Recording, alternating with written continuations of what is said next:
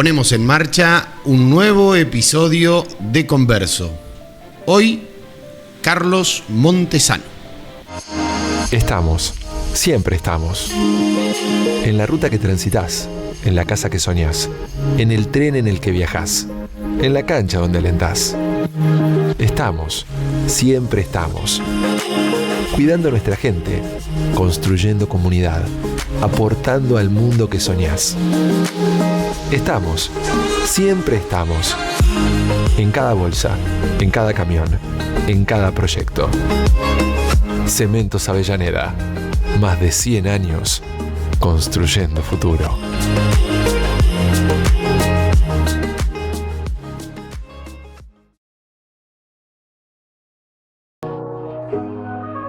Mi corazón con Casa Silvia late más. 42 años vamos a celebrar. Oh, con tu compra un auto podés ganar un 0 kilómetro para disfrutar. Oh, 100 millones en premios vas a encontrar y financiación para poder pagar. Vamos todos a comprar. Casa Silvia te da más.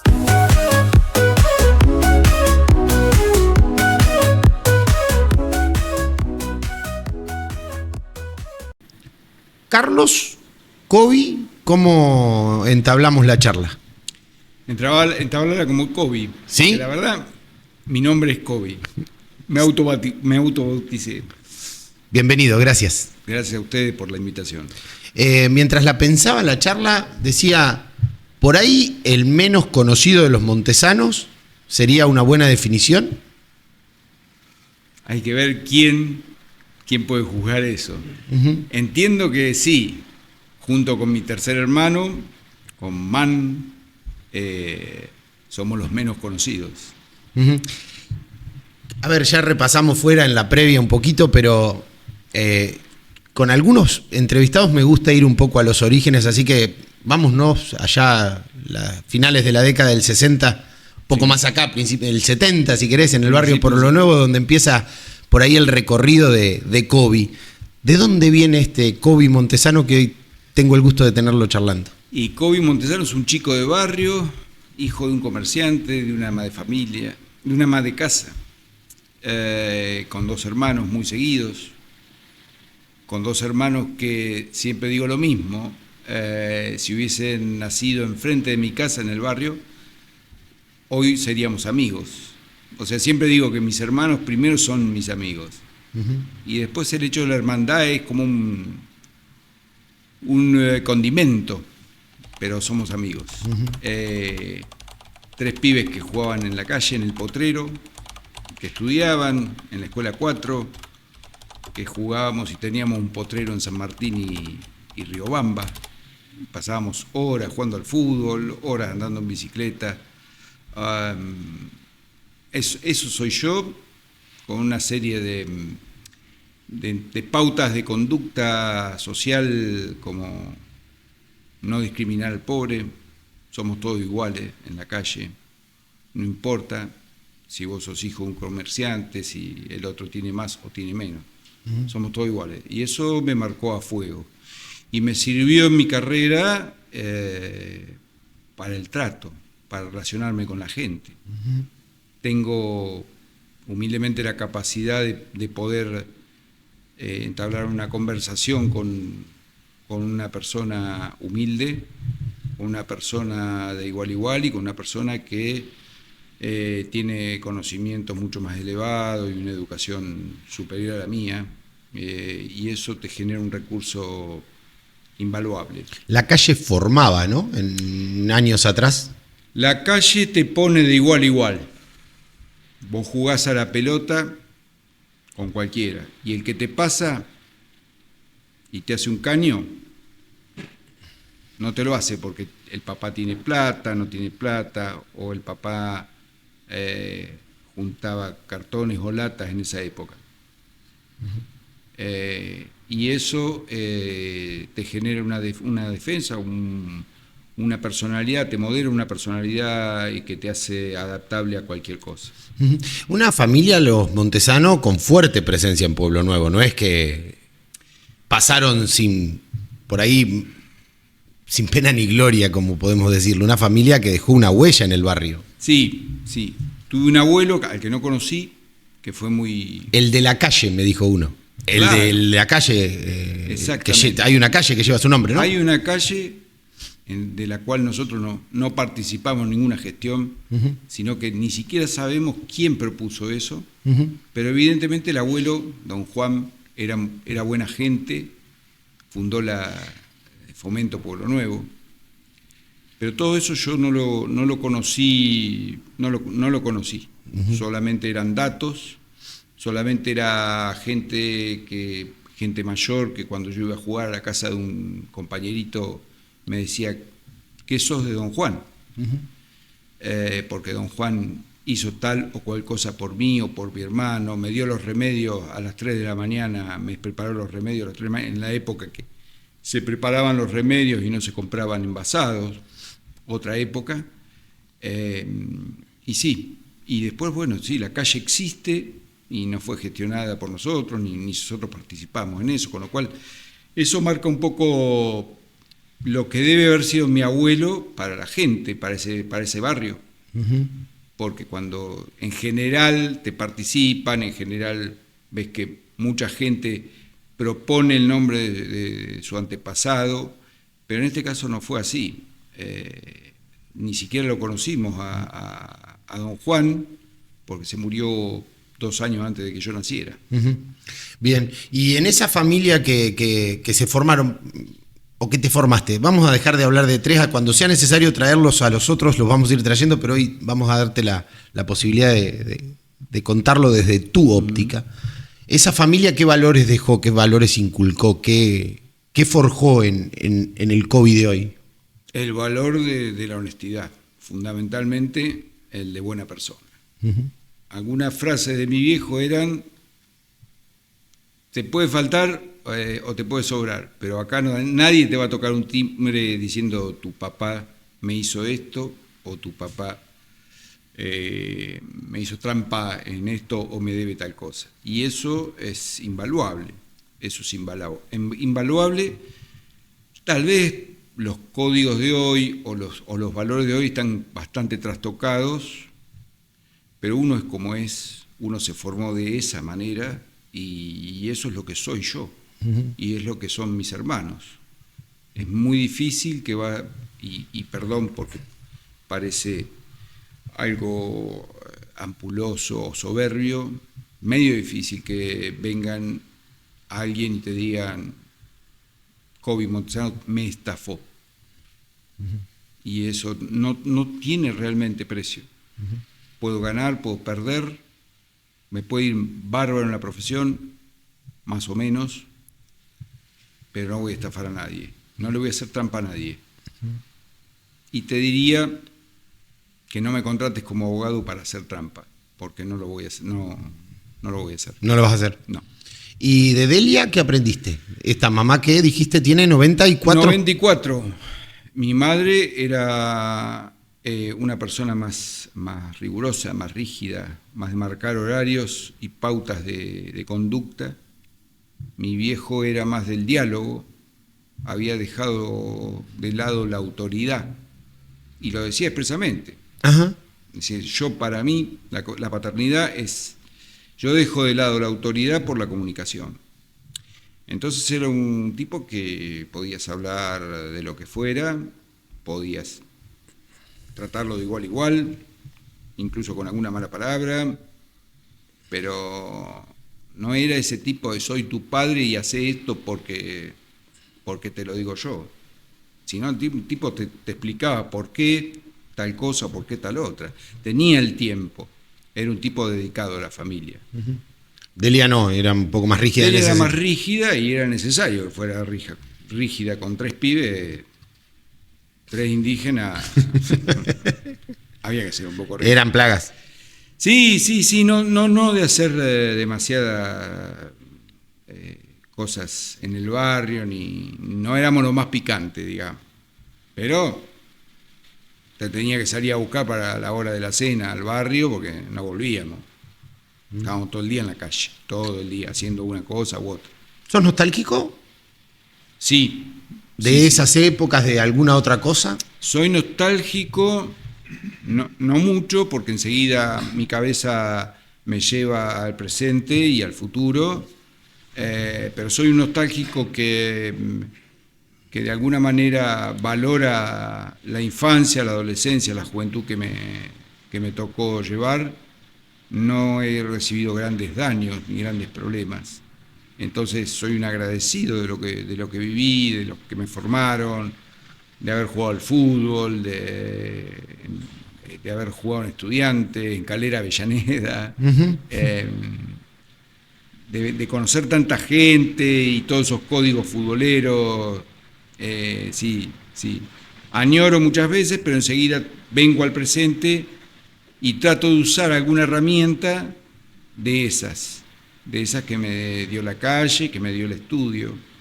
Trato de combinar las cosas, mis conocimientos con la experiencia de la calle. ¿Cómo fue la decisión de la primera partida desde Olavarría para formarte, para irte? ¿En qué año, en qué condiciones, de qué manera se dio hasta la decisión de la carrera, si querés? En el año 84 no sabía qué hacer. Yo era un iluso, quería ser jugador de fútbol, pero no. Está claro que no iba a hacerlo. Soy un 5 aguerrido y nada más, muy sacrificado. Y no sabía realmente. Me iba bien en la secundaria y hice un test vocacional, me salió profesor de educación física o abogado. Y no muy convencido, pero más tentado en irme a Buenos Aires, elegí abogacía. Y al año y medio me iba bien en la carrera, estudiaba. Por estas cosas, estas cuestiones económicas, de las crisis económicas, en ese momento estaba el radicalismo, había una crisis también como la que estamos atravesando. Tenía una compañera en la facultad que trabajaba en un estudio jurídico, vivía en el Gran Buenos Aires, no gastaba el dinero para ir a trabajar a los tribunales, a los estudios jurídicos cerca del tribunal en Capital Federal, se le iba el sueldo en ir y volver a su casa. Entonces me dice, mirá, yo no voy a ir a trabajar más. Me dice, ¿no te animás a ser secretario de 3 abogadas? Sí. Y ahí empecé como secretario y ahí definí, y gracias a Dios, porque los 2 años de carrera que llevaba, podría haberme dado cuenta que no era mi profesión, que no era mi carrera, que no era lo que quería, y sin embargo ese trabajo me terminó por convencer que iba en el camino correcto, que me gustaba la abogacía, que me gusta esta cosa de defender de alguna manera la verdad. Qué buena definición. Eso también tiene un arraigo en la calle, ¿no? El defender la verdad. Sí. Es una parte, es un razonamiento bastante criticado y cuestionado. Digamos que el mejor abogado, dicen los libros, que el mejor abogado es el que defiende cualquier causa. La mala, la buena, que vos podés patrocinar o defender o representar a cualquier persona. Pero cada uno hace su camino. Y mi camino no es defender a cualquiera a cualquier precio. No lo hago, respeto absolutamente a los que lo hacen, a mis colegas, e incluso pienso que son mejores, porque abarcan un espectro más amplio que el mío. A mí me cuesta, desde lo moral y desde lo ético, y aprendí a convivir, no me lo cuestiono. Soy así, entonces quien me contrate, quien me tome, sabe que yo le voy a aportar credibilidad y compromiso. Pero no a cualquier costo. No a cualquier costo. Es decir, te voy a dar un ejemplo. Tenés un bar, mañana te va mal, lo vas a hacer quebrar. Me llamás para diseñar la quiebra, para dejar a todos en la calle, para licuar bienes. No me llames. Y me ha pasado. Es decir, no cuentes conmigo. La mitad de mis colegas va a decir, dale, no sos muy buen abogado. Bueno, tal vez no lo sea, para algunos no lo sea, pero estoy tranquilo con mi conciencia. Y eso me libera. Y eso es una gran cosa, porque sé que de la otra manera no viviría en paz. ¿Qué valor tiene, por ejemplo, sigo arraigado ahí en preguntar desde la calle para acá? Me gusta esa imagen, porque por ahí soy nostálgico en ese sentido de no haberla tenido. Ya soy una generación un poco más acá y no sé si tuve la calle que tuvieron ustedes. Ni que hablar, tuve más calle de los pibes de hoy, pero ¿qué valor tiene la palabra en tu vida? Porque es una profesión donde la palabra tiene un peso importante y hay que darle valor muchas veces, ¿no? La palabra tiene muchísimo que ver en mi caso. La moral, la honestidad. No digo que siempre he sido honesto, he tenido mis errores, mis mentiras, mis cosas, no en la profesión. Yo prefiero decirle a un cliente esto no va, a decirle vamos a hacer una demanda cuando ya sé que la demanda no va a prosperar. Entonces tiene que ver la honestidad.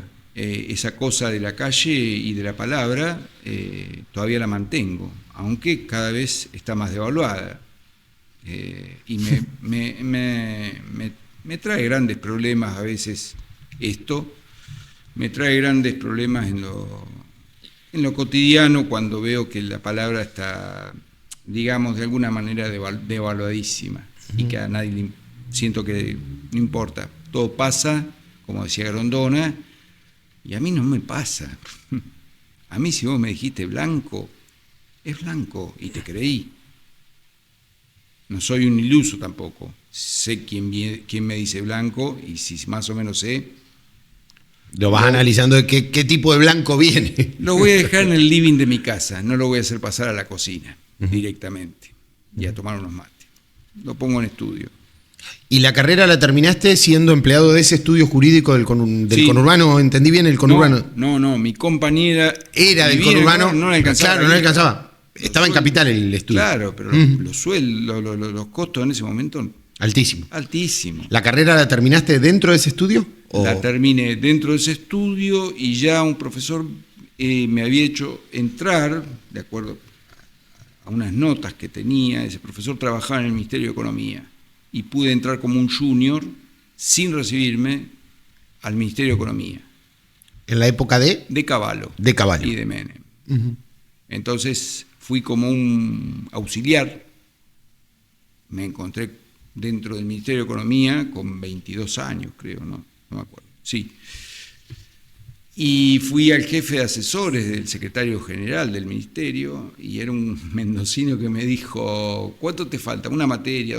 ¿Dos materias? Tenés que pasar al cuerpo de abogados, me dice. No, le digo, pero no soy. Mirá, flaco, para ordenar papeles son todos cuadrados, me dijo. Está siendo desaprovechado. Así que directamente me largaron a la cancha y fue una experiencia muy buena porque en ese momento el nivel de exigencia era enorme. El Cavallo, más allá del cuestionamiento que uno le pueda hacer desde del rumbo económico o de su teoría económica, que no viene al caso, la exigencia de revisar todos los decretos presidenciales que pasaban y que firmaba Cavallo, las resoluciones ministeriales, nosotros éramos el filtro previo a la firma del ministro. Claro. Y era una presión a los 22 años terrible. ¿Cuántos eran ahí con vos? ¿Recordás más o menos el número? 5, 6. 6. O sea que le reportábamos al secretario general, el secretario general le llevaba todo el paquete para firmar.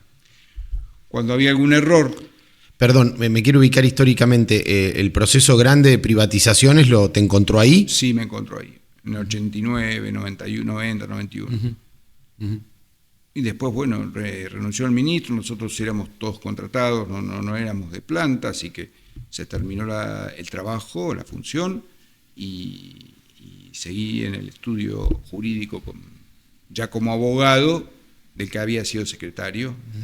Así que fue una muy buena experiencia, un nivel de exigencia que me llevó a darme cuenta que podía rendir al 100% y estar en un estado de presión permanente.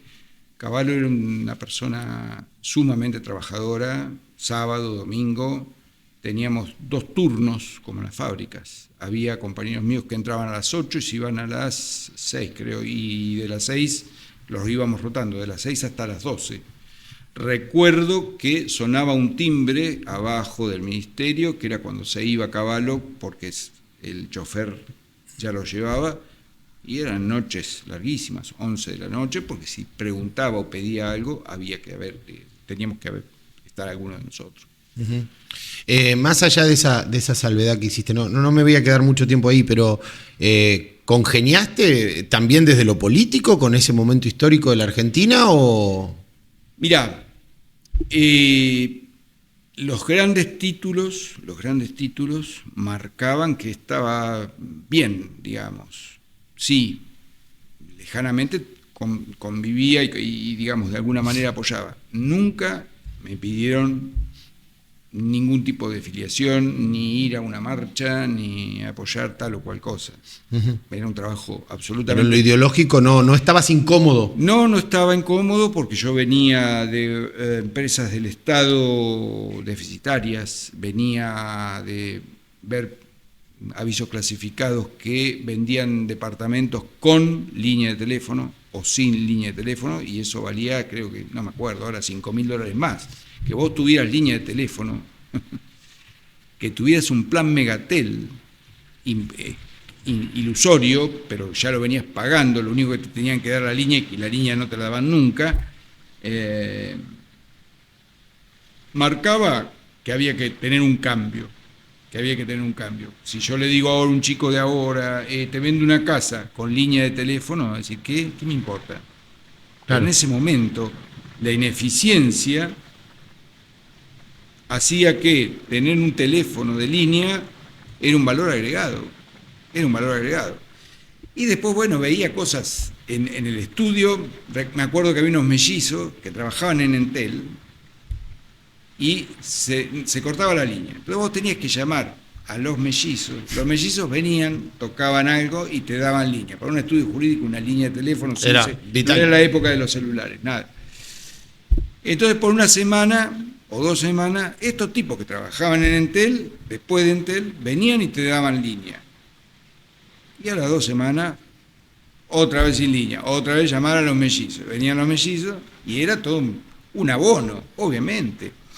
Toda esa cosa que veía, y después lo vi en el básquet, porque cuando entro al básquet y empieza la privatización de YPF, encuentran los que compran YPF, los que privatizan YPF, y aparecen el programa de propiedad participada y le dan acciones a los trabajadores, aparece en el listado del personal 2 personas norteamericanas, 2 norteamericanos trabajando de obrero en YPF, y en realidad eran 2 jugadores de básquet de la Liga Nacional de Comodoro. O sea, YPF le pagaba el sueldo a esos 2 jugadores. De básquet. Entonces, un descontrol bárbaro.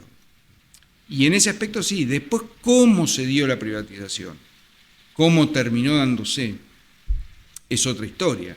Es algo que a mí me excedía como junior. Sí, claro. No me daba. No, la pregunta no era para responsabilizarte de un proceso, sino para cómo lo vivías vos con esa edad. Yo lo vivía como bien. Después pasé a trabajar en la Subsecretaría de Inversiones, que era como una consultora, que lo que buscaba era brindar información a los potenciales inversores en el mundo. Uh-huh. Es decir, que un inversor que quería saber algo de Argentina, como eran las leyes aquí, la ley de inversiones, la parte contable, la parte impositiva, no necesitara pagarle a una consultora privada, sino que el Estado pudiera brindar esa información para que se incorporara. Y así se incorporó Isenbeck, que yo recuerde, ¿no? No me acuerdo si Toyota, pero varias empresas de mediano y pequeño tamaño lo hicieron. Y sí, íbamos me tocó viajar afuera, explicar el sistema de las leyes de inversiones extranjeras. Algunas cosas estaban bien, Modificar la ley de inversiones extranjeras que había hecho la dictadura era algo razonable desde el pensamiento de Cavallo. Es decir, la ley de inversiones extranjeras en aquel momento lo que decía era, si traes $10 millones, te tenés que quedar 10 por 10 años acá adentro. Es decir, alguien que viene a poner dinero y ya le ponen un límite, es decir, entrás, pero no te puedo decir cuando no te convenga, daba miedo. Eso frenaba un montón. Es decir, un japonés, Claro. con la idiosincrasia de un japonés, que le dicen, vení, tenés que poner plata, pero es como decir, entro a un boliche bailable, pero no te podés ir hasta las 6. Y no sé si entra. Eso se cambió, se mejoró. Después no logramos la credibilidad desde lo político, de lo institucional, como para que el mundo pudiera venir. Pero recursos hay, naturales, y lo sigue habiendo. Lo que nos falta es ser creíbles. Sí, sí. Y no hemos sido creíbles y no lo somos. Porque tenemos esta cosa, creo yo, analizando la historia, pero no tengo yo el diagnóstico. Tengo el diagnóstico, pero no tengo la cura. Siempre pienso que nacimos ya desunidos. Cuando vos mirás la historia, vas a la primaria y te hablan de la primera Junta de Gobierno. Saavedra, Moreno, Paso. Después empezás a mirar. Es decir, Saavedra no tenía nada que ver con lo que quería Mariano Moreno. Otro, claro. O casualidad, Mariano Moreno muere supuestamente envenenado, ¿sí? Pero hay un primer decreto de Moreno que dice, a raíz de una fiesta donde Saavedra es coronado con laureles por una dama antigua, Moreno ve eso y dice, nadie de la Junta puede ser condecorado a título personal. Y ahí ya empezás. Ya empezaron las divisiones. Son más viejas las divisiones de Argentina. Sí. Nacimos egoístas, por alguna razón que desconozco y no me dan los conocimientos. Pero está claro, peronismo, antiperonismo, ese River Boca, ese Soda Stereo Redondo de Ricota. Que en algún momento, a mí me gustan los redondos y me gusta Soda Stereo, pero en algún momento si vos te gustaba Soda Stereo no te podía gustar lo otro. Una cosa de loco, música es música.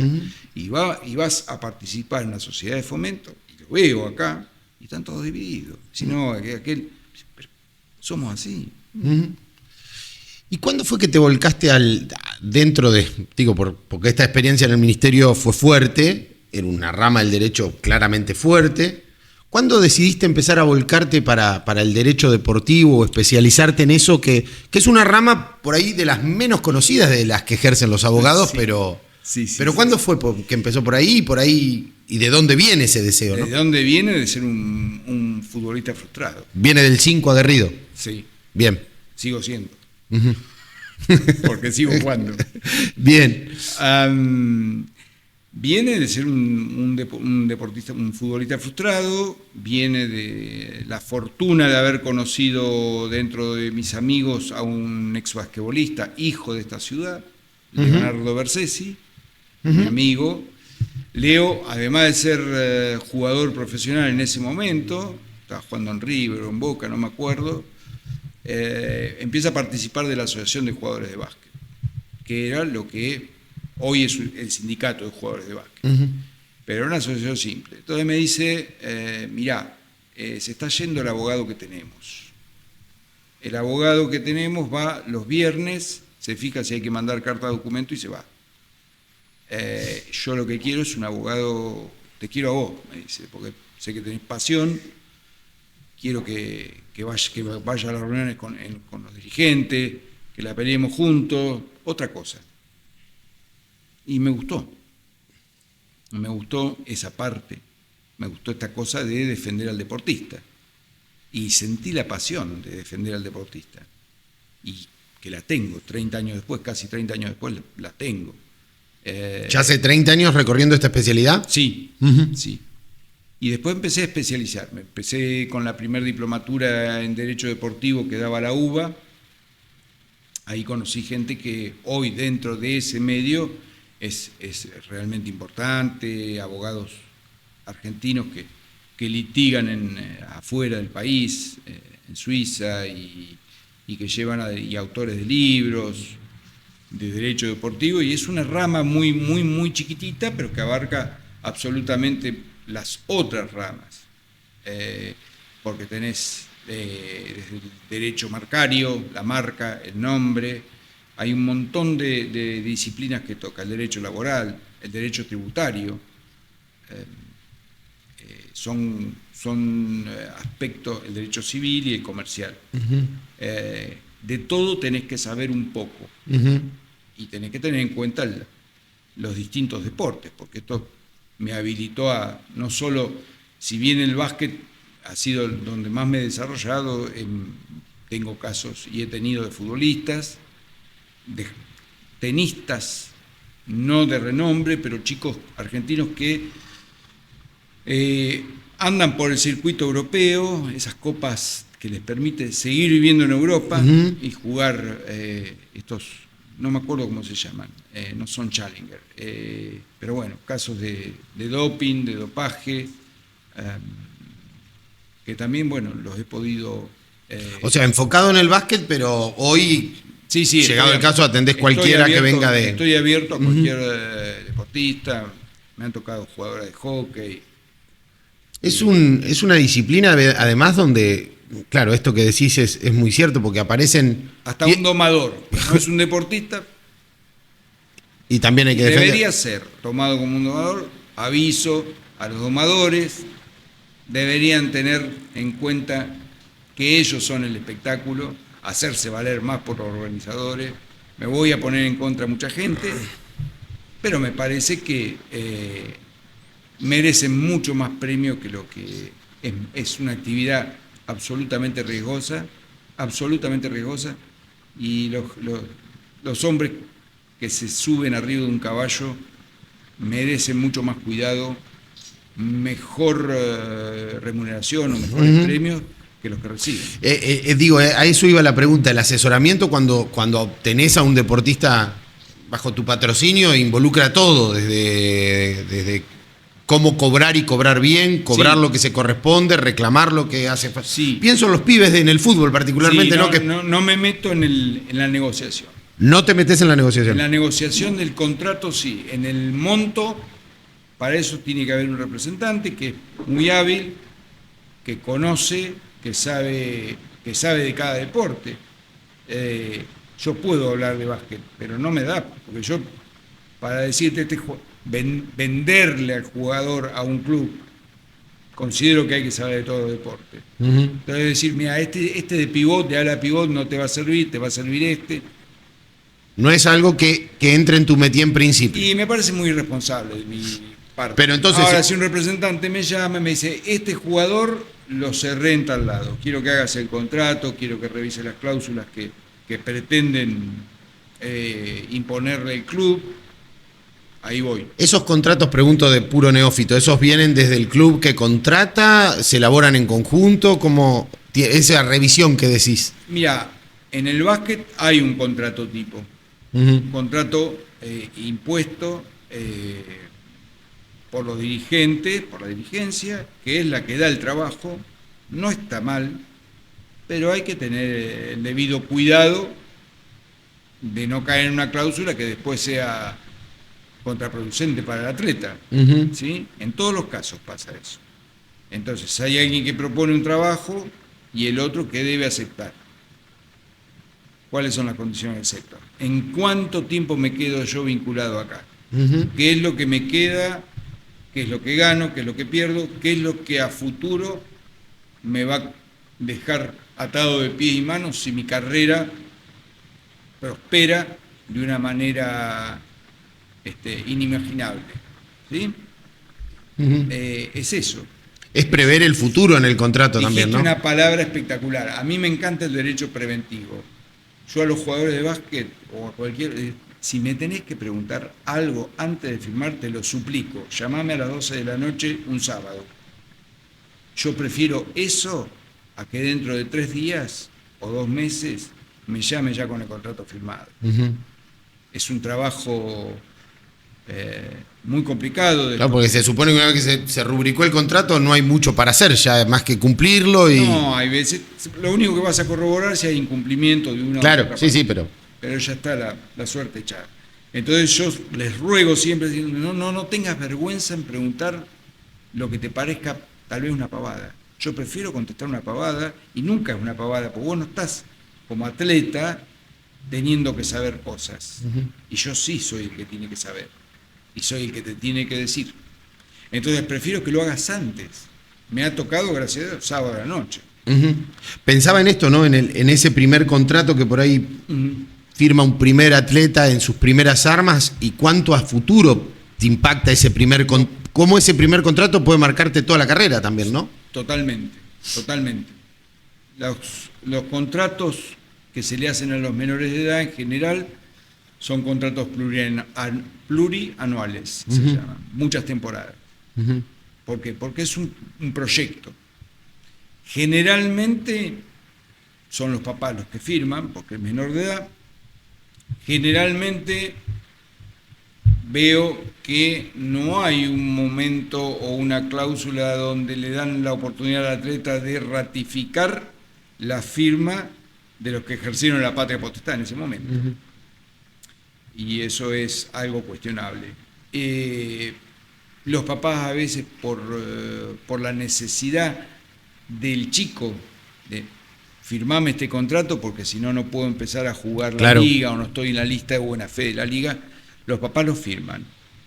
Y después cuando el chico a los 21 años se quiere ir o tiene una oferta, se dan cuenta que están vinculados contractualmente a nivel internacional, porque FIBA, que es la FIFA del fútbol, para la gente que no conoce básquet, le reconoce los derechos a una entidad simplemente por tener un acuerdo escrito.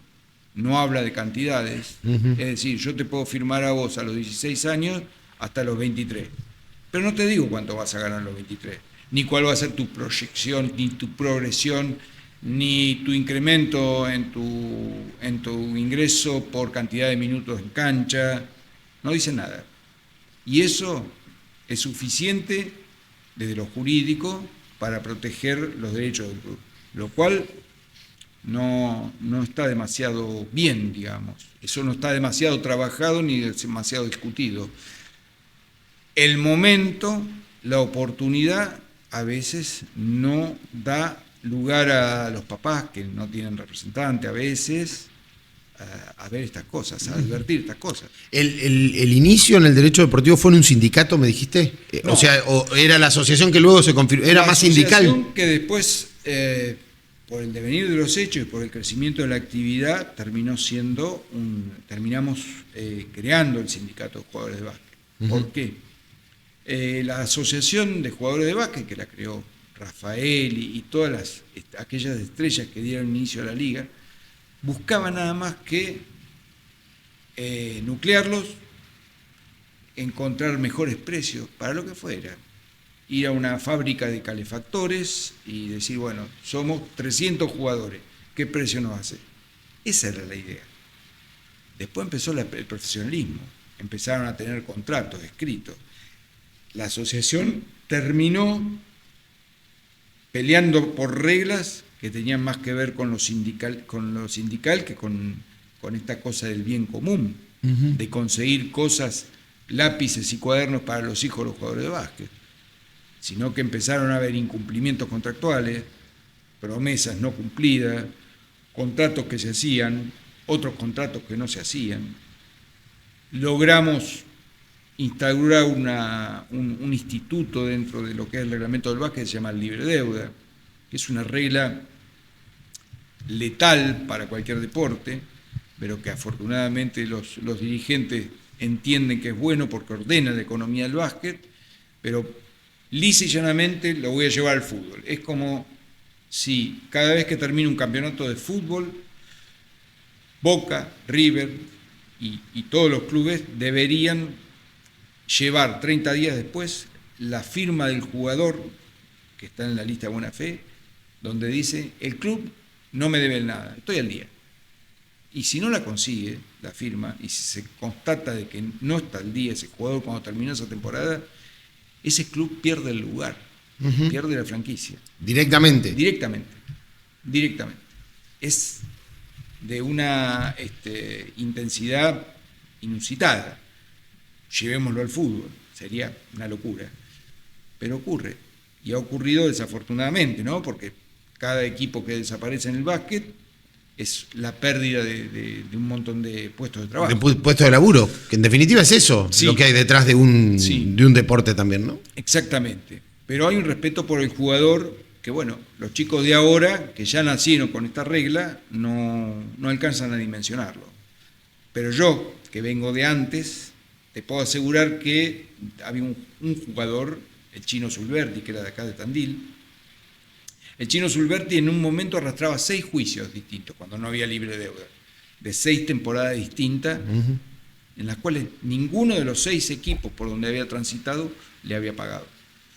Entonces tenía los lunes, que eran día libre, porque en ese momento la liga se jugaba viernes y domingo, y el lunes era libre por los juegos.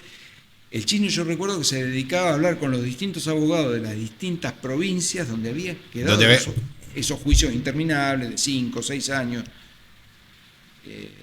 Una cosa de loco. A veces yo a los chicos de ahora, para que valoren lo que tienen, para que valoren la protección que les da el sindicato reglamentaria, les muestro esto, les digo, chicos, ¿ustedes imaginan teniendo 6 abogados distintos en 6 provincias distintas a los 23 años, 24 años?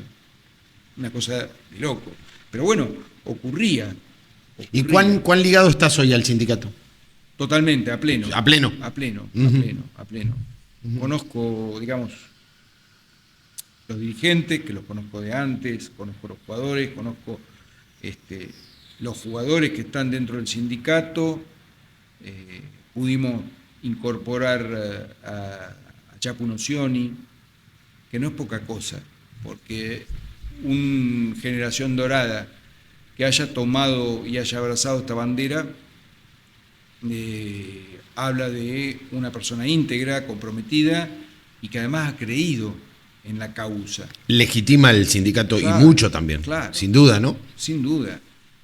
Me saco el sombrero por todos los que están y estamos, pero el hallazgo de Andrés Nocioni significa mucho. El Chapu Nocioni no tiene ninguna necesidad económica, gracias a Dios, porque su trayectoria lo marca así, de estar. Sin embargo, brinda su tiempo por aquellos jugadores que posiblemente no lleguen nunca a la NBA, posiblemente no lleguen a ganar una medalla dorada, o sí, ojalá que sí, ojalá que el básquet argentino empiece a exportar jugadores para la NBA y volvamos a tener una medalla olímpica. Pero la verdad es que eso es un espaldarazo, digamos. Uh-huh.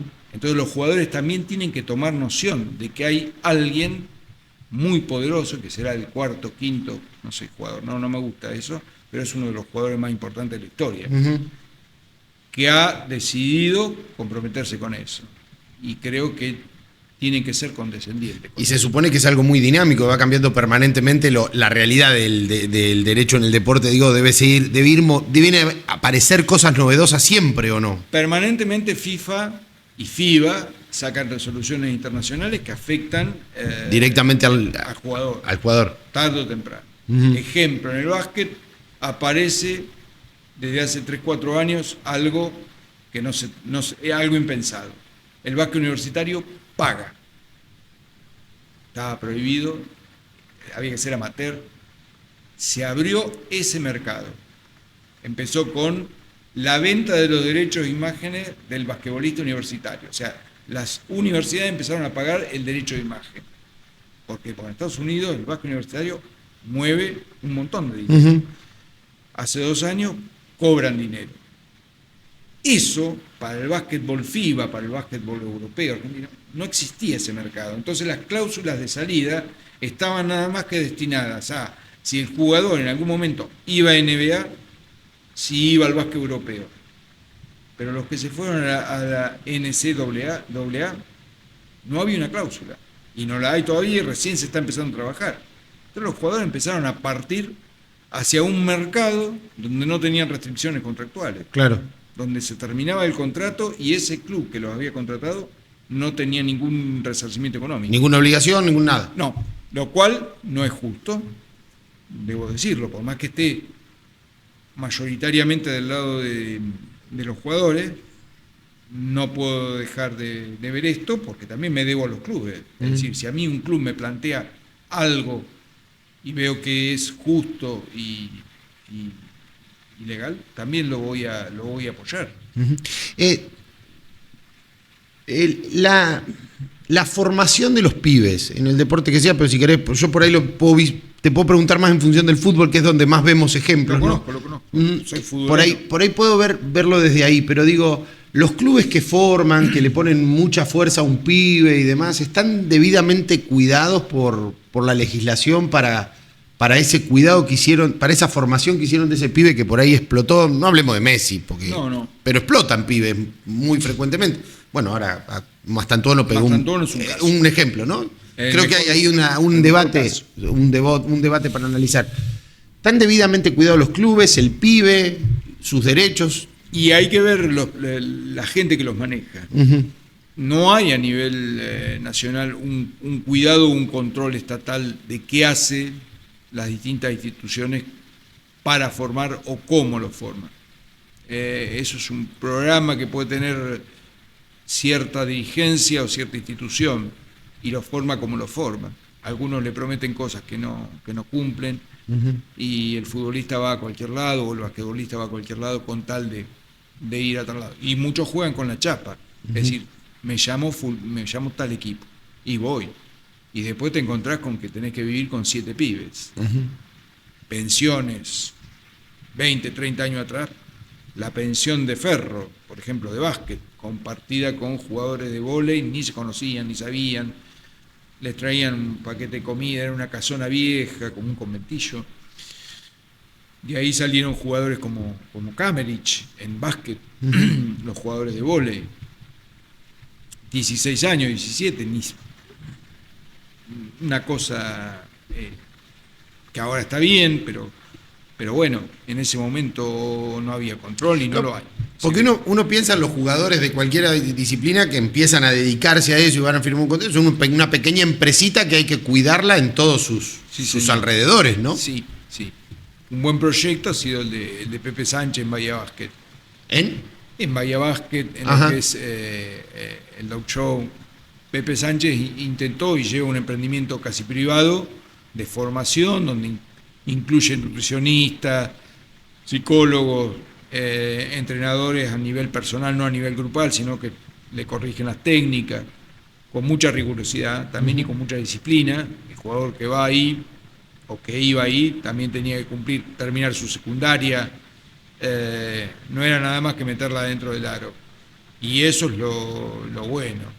Estudiantes en fútbol, Estudiantes de La Plata en fútbol, uh-huh. Tengo referencias, muy buenas referencias. Gente que se ocupa y se preocupa a nivel humano. Uh-huh. Vos cuando empezás a ver deportistas de distintos deportes, te das cuenta que hay falencias grandes. Nosotros desde la Asociación de Jugadores de Básquet, por una iniciativa de Luis Escola, una idea de Luis Escola, hicimos por mucho tiempo, mientras tuvimos presupuesto, algo que se llamaba transición al profesionalismo. Y era abierto a los jugadores a los basquetbolistas, hacíamos uno, que los metíamos 5 días en un hotel adentro, no se picaba una pelota, y lo hacíamos a basquetbolistas y a atletas. Uh-huh. Por ahí pasaron Peque Schwarman también, a todos otros deportistas con despegue, con proyección. Y ahí se les hablaba de cómo manejarse en el mundo. Entonces teníamos gente, modelos, economistas de primer nivel que gratuitamente venían a darle una charla, nutricionistas. En pos de una formación integral por ahí. Claro. Era la idea. Vos que llegues al profesionalismo sabiendo cómo manejarte, cómo vestirte, cómo proceder en un mundial de determinado país que tiene una cultura diametralmente opuesta. Yo recuerdo, no me acuerdo el apellido, es un gran modelo, ahora es un animador de estos concursos de letras, me va a salir, creo, no me sale el nombre en este momento, es muy conocido. Uh-huh. Pero les explicaba, él había sido modelo. Iván de Pineda. Iván, un tipazo. Decía, ¿ustedes saben que en Chipre es de mala educación y está prohibido casi masticar chicle en la calle? No. ¿Quién lo sabía? Nadie. ¿Pero qué hacía el tipo? Cada vez que le tocaba ir a un país, iba, googleaba cuáles eran las buenas y malas costumbres de cada país. Y eso hace pequeñas cosas. Una anécdota risueña, él estaba dando la charla, yo estaba al fondo, y dice, chicos, ustedes además de la ropa deportiva, llévense una camisa, un pantalón de vestir, en algún momento un cónsul los puede llamar a una embajada. ¿Como qué? Dijo un jugador, y miró así a lo largo, como el que tiene, vení, y me llamó. Uh-huh. Terminé siendo yo el modelo. El modelo de ese ejemplo. Esta camisa y este pantalón los tienen que tener en un bolsito, en un rincón. Pequeños detalles. Tomás Bulat, la Bruja Verón, uh-huh, también les fue a hablar a los jugadores de básquet. Ese trabajo que hacíamos nosotros, que después se discontinuó por las cuestiones económicas del país, ¿no? Claro. Para nosotros era importante, era formar a la persona, al pibe, por ahí pasó Campazzo, la Provítola, con 16, 17 años, ¿no? Chicos que después llegaron lejos. Uh-huh. Y era importante, más allá de lo deportivo, ¿no? De cómo manejarse, qué comer, qué no comer, mostrarles cómo alguien por determinada alimentación podía desgarrarse o no desgarrarse. Uh-huh. Fotos, me acuerdo de un nutricionista, que es el primo de Manu, soy malo para los nombres, vive en España, es un capo como nutricionista y como kinesiólogo, le mostraba fotos de futbolistas, por ejemplo, cuando van a patear, la cara del futbolista, donde está sintiendo el esfuerzo por la extensión de la pierna. Una cosa muy loca. Uh-huh. Este tipo está mal elongado, está sufriendo en ese momento la expresión del rostro. Y se ve el rostro. Claro. Cosas notables, como hasta la forma de ir al baño, cómo analizar la materia fecal de acuerdo a la alimentación, a las chicas, el tema del ciclo menstrual, cómo llevarlo adelante. Claramente más que el deporte, digamos, una formación bien completa. Sí. Kobe, no quiero que se me vaya el tiempo sin pasar por otro pedazo de tu vida. Seguramente, si nos quisiéramos quedar charlando, podríamos estar horas, pero van a quedar cosas afuera. Sí. Eso es lícito que así sea. ¿Cómo llegaste al CONICET? ¿Cómo llegué al CONICET? Porque, a ver, el CONICET en el último tiempo parece, el CONICET, y todo lo que hay adentro del CONICET no sirve. Se ha puesto como esta cosa de, bueno, como el CONICET y con tantas otras, pero hay que cerrarlo porque está lleno de cosas que no sirven. ¿Cómo llegaste ahí?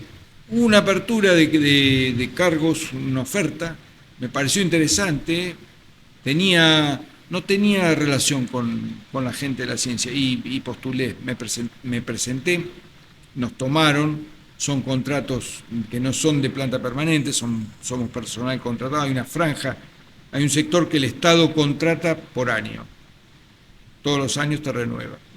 Y me pareció interesante el tema de la vinculación tecnológica, de lo que hacía un científico adentro de un laboratorio y cómo hacer que el Estado y estos científicos, que son en general unos genios, empiecen a buscar la parte empresarial, ¿sí? Sacar, es decir, lo que inventás, por lo que estudiaste 10 años, buscarle la pata comercial, empresarial, que ese científico empiece a transformarse no en un empresario, pero sí que empiece a tener un apoyo de eso. Y ahí nacieron las empresas de base tecnológica, básicamente, que algunas han funcionado, como la fusión entre CONICET y YPF, que se llama ITEC, que lo que hacen los científicos y los investigadores es seguir buscándole propiedades al recurso natural, más allá de la nafta. Y eso está yendo muy bien. Me tocó participar en la formación, de hecho, sigo siendo el apoderado legal de ellos, ad honorem, por supuesto. No es algo que me insuma en mi sueldo nada, pero sí tengo que controlar los libros de acta, la parte jurídica, las asambleas, etcétera, etcétera. Y eso es una parte interesantísima dentro de CONICET. ¿Y la pandemia te ubicó en el CONICET, en Olavarría? ¿Te trajo...? La pandemia, en ese momento yo iba de lunes a viernes, trabajaba en CONICET, en la gerencia de asuntos legales, y me trajo acá, me recluyó con mi familia, con mis hijas. Ahí empecé a sentir la parte humana, la inercia de viajar todo el tiempo y no darme cuenta que era una locura para mi cuerpo, para mi vida. Y ahí tomé la decisión lo planteé y dije, bueno, yo pido el pase para el CONICET, para un instituto de investigación de física que funciona en la Facultad de Ingeniería, donde hay investigadores de CONICET, y logré que me pasaran, me dieran el pase, y estoy ahí ayudando también a ver cómo de alguna manera se puede difundir, armar algún emprendimiento novedoso. No es meramente darle un valor económico, no, quede claro esto, es mucho más que eso, digamos. No, pero acá tenemos casos interesantísimos, acá en Olavarría decís. Sí, acá en Olavarría hay una investigadora que ha descubierto que con la yerba usada, darle un uso. Yo soy un tomador empedernido de mate toda la vida, y en mis épocas de estudiante, cuando tenés tiempo, decía, ¿dónde va la yerba esta? ¿Para qué sirve? Sí, bueno, sirve para abono. Pero esta investigadora ha descubierto que llevándolo a una temperatura elevadísima, volviendo a humedecerla, no sé exactamente cuál es el proceso, genera carbono, que es lo que llevan las pilas. Entonces, ahí hay un recurso incalculable, es decir, todo el desecho de la yerba que uno tira podría ser usada para fabricar carbono, y eso se lo podríamos vender a las fábricas de pilas, digamos, para hacerlo más claro. Así hay un montón de proyectos. Por eso el CONICET, reivindico la importancia del CONICET. La reivindico. ¿Es un desprestigio temporal, crees, el que está sufriendo, o un intento de desprestigio temporal, o puede hacérsele mucho daño a una institución como ella? Se le puede hacer daño. A ver, te lo voy a llevar al fútbol. Dale. Si yo veo que hay un defensor que no entrena y que lo pusieron el domingo y lo pasaron toda la vez el delantero, uno o dos que no hacen bien las cosas o que están haciendo un proyecto que no tiene mucho futuro, si vos tomás ese defensor que no entrenó o qué sé yo y lo multiplicás y solo difundís eso, evidentemente todos los otros que están entrenando y hacen goles y hacen muy buenos goles quedan digamos, opacados. Entonces, ¿cómo manejas esto? Depende de qué mostrás. Sería franco, bueno, honesto, justo que mostráramos todo. Porque por cada cosa, por cada proyecto, no me acuerdo ya cómo se llamaba, la sexualidad de Robin. Sí, fueron los caballitos de batalla. Los proyectos de batalla para el desprestigio fueron esos. Por ahí ese es el defensor que yo no pongo en crisis que no se tengan que hacer. Y mirá, en un momento donde no hay dinero, no hay recursos, el país está mal. No me interesa discutir por qué, porque si no tenemos que remontarnos a la historia. Y a una historia centenaria, porque no es de ahora, ni de 15, ni de 20, ni de 30 años. Y no voy a entrar en polémica, porque cada uno desde que condecoraron a Saavedra, por ahí. Sí, exactamente. No es ahora.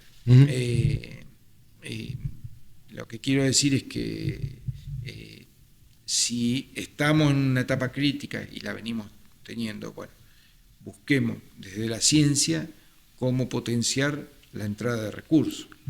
Ahí por ahí la investigación esa Genera no, menos... no estaría generando mucho dinero. Pero no es que el CONICET se dedica a investigar a la personalidad de Paturucito, la otra de Batman. No, creo que, pero hace un par de semanas atrás el país estuvo mirando esa exploración del CONICET en el fondo del mar y hasta quienes lo desprestigiaron terminaron reivindicando el rol que tiene, ¿no? Sí, yo creo que tenemos que respetar las instituciones, sí controlarlas, sí ver qué hacemos, pero desde la buena leche, hablando mal y pronto. Qué personaje variado resultaste. Sí. Sí. Acá por ahí ya vamos entrando se va consumiendo el tiempo que le damos a la entrevista y podemos quedarnos en cositas un poco más nostálgicas, ya que ambos nos declaramos así. Esa variedad, esa capacidad de mirar varias cosas a la vez, la tuviste con la formación, ¿de dónde? Yo creo que tengo algo que a veces me juega en contra y muchas veces a favor, la pasión. ¿Es la pasión la que determina? Sí, soy un ser absolutamente pasional. Voy por todo. Si me interesa algo y siento esta cosa de poder ayudar a un capo que es un investigador, que yo lo veo que ha descubierto cosas maravillosas, si lo puedo ayudar desde mi profesión, si puedo ayudar a un deportista a que gane plata, porque está picando bien la pelota, porque la mete adentro, o un tenista, o sea quien sea, le voy a poner pasión a eso, sobre todo, y le sumo la justicia. Es decir, si hay algo ahí adentro que está bien y que es justo que este tipo triunfe, ahí le voy a meter mucha pasión. Y me ha movido siempre la pasión. A veces me juego en contra, porque tengo un carácter también no fácil. No sé por qué fue tan caprichosa cuando anduve buscando referencias tuyas, alguna referencia que dice un abogado que alquila y no tiene auto. Sí. No sé por qué lo quisieron poner como referencia, pero vos sabés que cuando la leí, la reflexioné, dije, ¿la pongo en la entrevista, no la pongo en la pregunta? ¿Por qué? No es que no me guste. Pero es una decisión de vida tener casa propia. No, tengo casa propia, pero viven mis hijas y vive mi ex esposa y así está bien. ¿Y vos alquilás? Yo alquilo, no tengo miedo a eso. Una de las cosas que he aprendido también es a no tener miedo. Entonces vos no tenés miedo a lo que viene. La edad que tengas, no importa eso. Lo importante es no tener miedo, emprender algo sin miedos, tampoco tirarse a un precipicio. ¿Sos un poco hipocondríaco? Un poco bastante. ¿Tenés un poco de miedo entonces? Miedo en la salud, sí, me gustaría tener una buena salud. ¿Un poco bastante? Un poco me habían dicho. Sí, soy un tipo de los que voy a jugar al fútbol y digo, a ver, me duele esto, me duele lo otro, pero voy. Pero vas. Claro. ¿Pero te quedás enganchado y me duele un poco acá? ¿O qué puede ser esto? Sí, a veces me toca jugar con chicos 30 años menos que yo, entonces... Bueno, está ahí soy hipocondríaco justificado, entonces. Claro, algunos dicen, te vas a morir del corazón. Y ahí es cuando no tengo miedo. Ahí perdés el miedo. Pierdo el miedo. Digo, no, y sí, te hacen correr, claro. Tengo que correr a veces, trato de correr al mismo ritmo que los pibes de 30. Y no puedo. Y voy a morir. Y a morir realmente, porque no tengo miedo. Y hay amigos míos que dicen, dejate de joder, anda a jugar al golf. ¿Te vas a morir? Al fútbol. ¿Te vas a morir? No. Pero bueno, sí, me voy a morir. Sí, puede ser. ¿Qué es lo mejor que le querés dejar a las Mellis? Decime el nombre, así no les digo a las Mellis solamente. A las Mellis y a tu hijo, sí, pero... Algunos buenos recuerdos, porque creo que eso, que se acuerden... Nunca pienso demasiado en eso, porque no pienso mucho. Pienso simplemente decir, bueno, alguna vivencia, algún consejo, algo que les sirva como herramienta.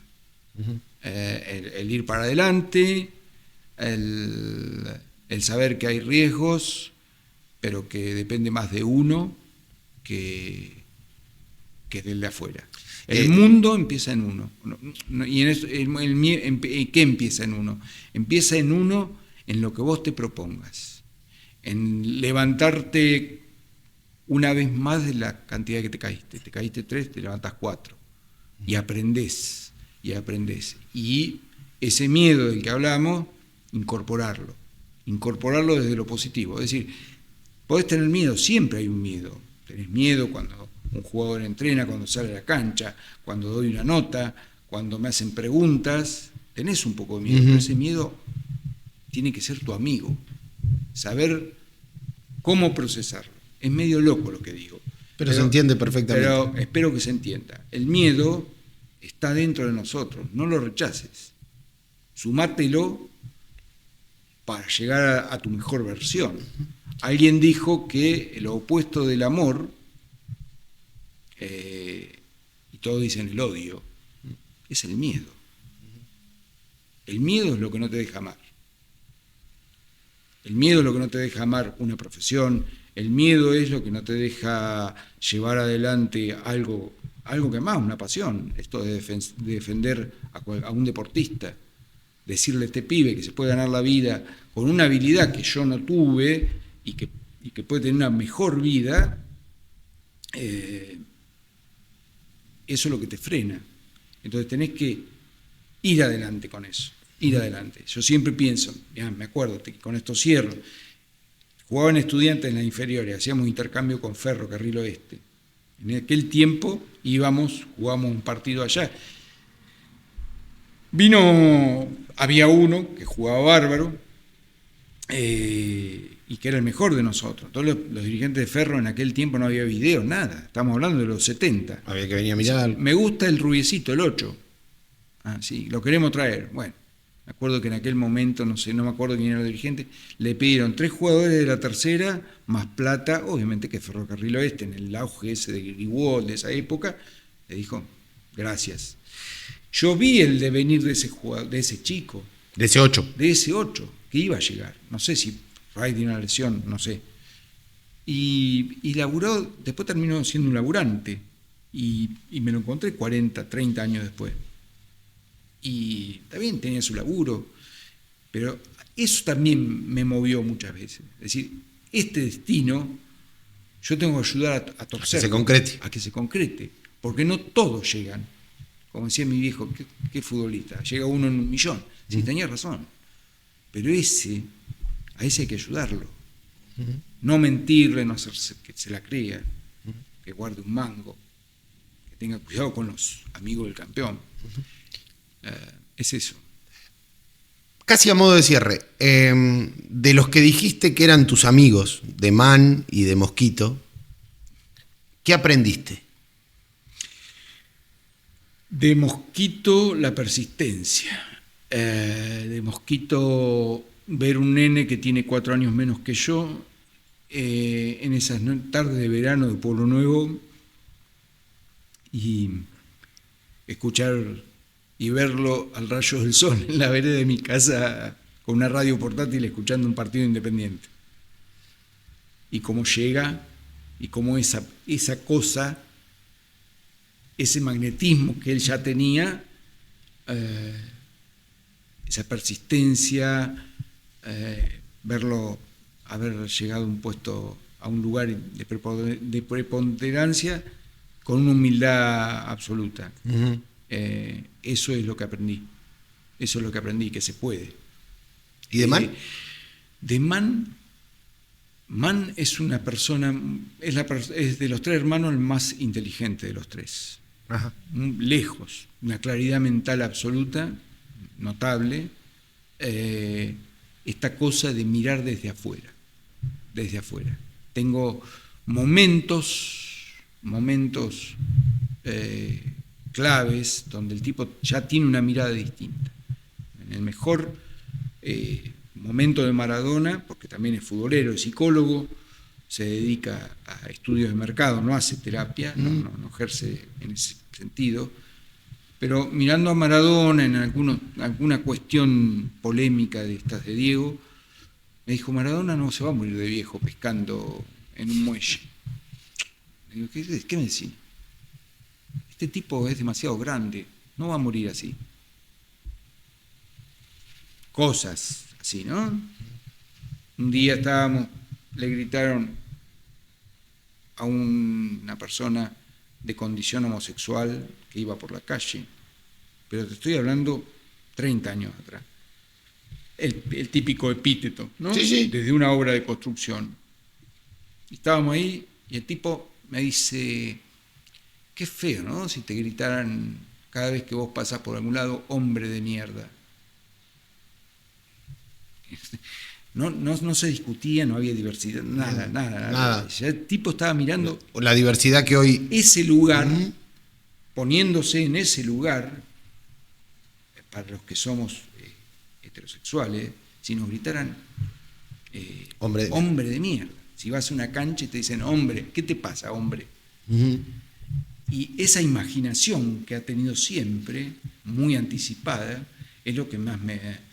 Yo me acuerdo, una vez yo tenía un problema en nuestra época de estudiantes, porque vivíamos juntos, ¿no? Una materia que me costaba, que después me gustó, la aprendí y me gusta, que es familia y sucesiones, que son todos divorcios, y había dado mal 2 veces y ya tenía un trauma, y yo estaba estudiando hace un mes, tenía que dar el final, y la última noche ya estaba recontra nervioso, llega al departamento y me dice, ¿y cómo va? Y yo voy bien, yo estudié todo, le digo, pero si doy mal, abandono. Y me dice, ¿vos estudiaste todo? Sí. ¿Y qué pasa si el profesor se peleó con la esposa, tuvo una mala mañana, viene caliente y los bocha a todos? ¿Y vos por eso vas a abandonar una carrera que te gusta? Y eso fue un bálsamo. Yo di bien y bueno, y seguí mi vida, pero cuando vos te acordás de esas cosas, es que el tipo ha tenido una mirada siempre distinta.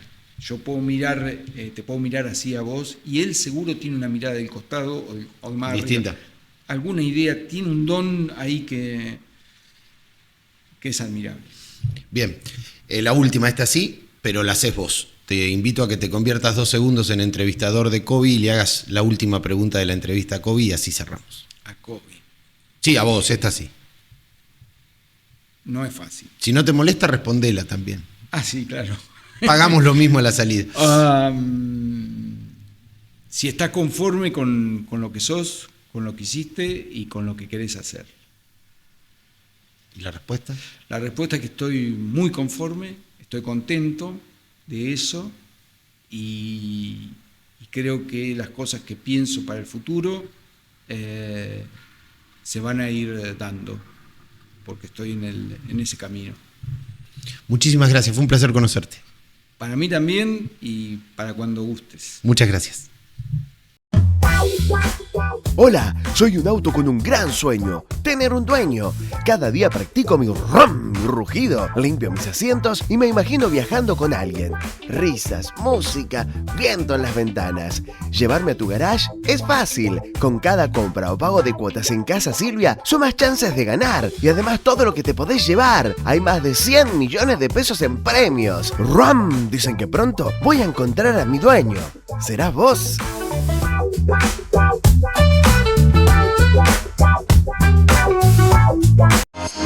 Estamos, siempre estamos. En la ruta que transitas, en la casa que soñás, en el tren en el que viajás, en la cancha donde alentás. Estamos, siempre estamos. Cuidando a nuestra gente, construyendo comunidad, aportando al mundo que soñás. Estamos, siempre estamos. En cada bolsa, en cada camión, en cada proyecto. Cementos Avellaneda, más de 100 años construyendo futuro.